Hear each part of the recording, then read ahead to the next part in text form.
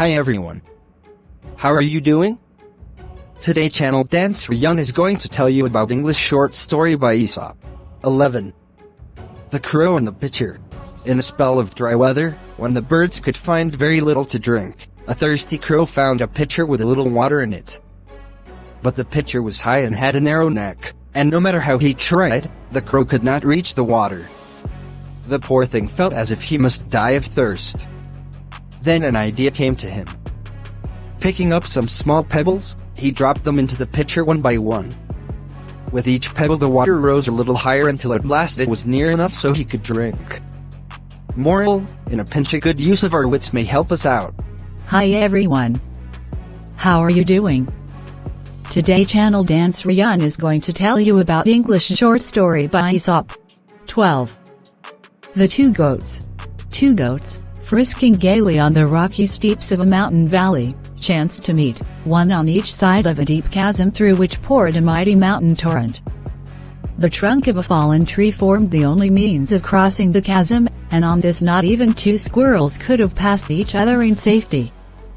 The narrow path would have made the bravest tremble. Not so our goats. Their pride would not permit either to stand aside for the other. One set her foot on the log. The other did likewise. In the middle they met horn to horn. Neither would give way, and so they both fell, to be swept away by the roaring torrent below. Moral: it is better to yield than to come to misfortune through stubbornness. Hi everyone. How are you doing? Today channel Sreyoun is going to tell you about English short story by Aesop. 13. The Wild Boar and the Fox. A wild boar was sharpening his tusks busily against the stump of a tree, when a fox happened by. Now the fox was always looking for a chance to make fun of his neighbors. So he made a great show of looking anxiously about, as if in fear of some hidden enemy. But the boar kept right on with his work. "Why are you doing that?" asked the fox at last with a grin. "There isn't any danger that I can see." "True enough," replied the boar, "but when danger does come there will not be time for such work as this. My weapons will have to be ready for use then, or I shall suffer for it." Moral: preparedness for war is the best guarantee of peace. Hi everyone. How are you doing? Today channel Sreyoun is going to tell you about English short story by Aesop. 14. The Heron. A heron was walking sedately along the bank of a stream, his eyes on the clear water, and his long neck and pointed bill ready to snap up a likely morsel for his breakfast.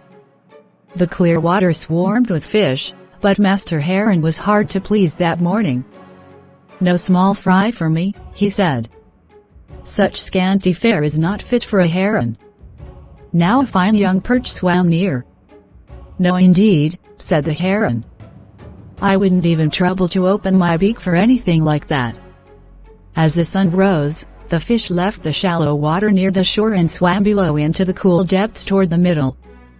The heron saw no more fish, and very glad was he at last to breakfast on a tiny snail. Moral: do not be too hard to suit, or you may have to be content with the worst or with nothing at all.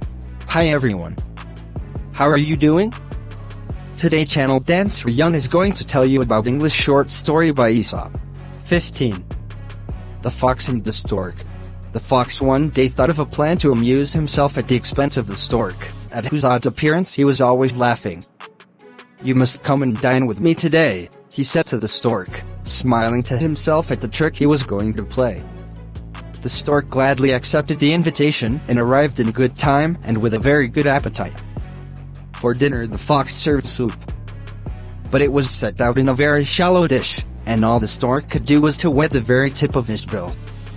Not a drop of soup could he get.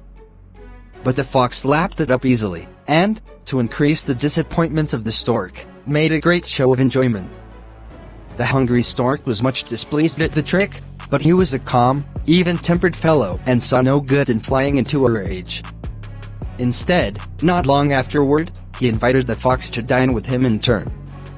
The fox arrived promptly at the time that had been set, and the stork served the fish dinner that had a very appetizing smell.